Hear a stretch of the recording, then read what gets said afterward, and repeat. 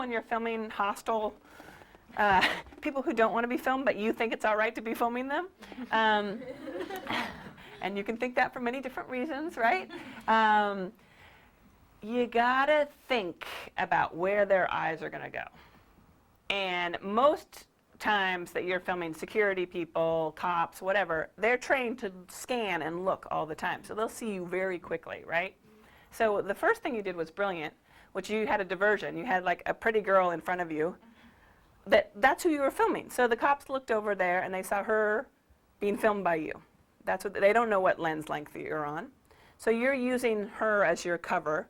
And frankly, to me, that first shot she had was more interesting than the second shot, which was a clean shot zoomed in on the soldiers. I loved seeing the girl and the guy in the foreground and sort of half cut off with the guys behind them. And that was a beautiful shot. So that's the thing I'll do a lot, is you create diversion, because you know the hostile forces are looking at you. So what do they see when they see you? They see you filming a girl. Or they see you down on the, I mean, I look like I'm crazy half the time because I'm like down on the ground filming things, but I'm actually filming boots of soldiers, or, you know, like, so I'll be constantly sort of in these decoy positions. And it's like, see how long you can go before you can give yourself away. But at a certain point, you want to give yourself away. You want to be in the position where it's all going to happen. And I remember the first times when I first started filming and people would tell me to turn off the camera, I'd turn off the camera immediately. Now I never turn the camera off.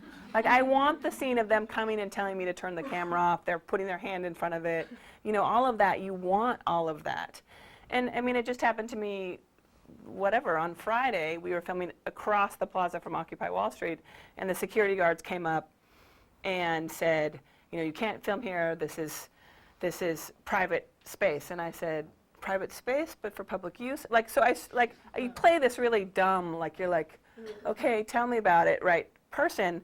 But I know in that kind of situation, those security guards aren't going to try to take the footage from me because it's too tricky a situation there. And I was filming this Jewish ceremony, and they didn't quite know what to do.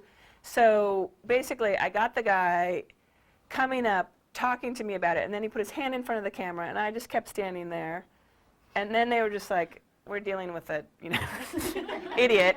So they walk away, and they called the cops. And then the cops came back, and the cops had a conversation with this rabbi. So then I had that scene. And the cop was just like, you know, please, I've been filmed all day. Like, he was like, no problem. Because, you know, so I actually have a scene out of it, of this conflict. Whereas if I had freaked out and turned off the camera immediately, it's over.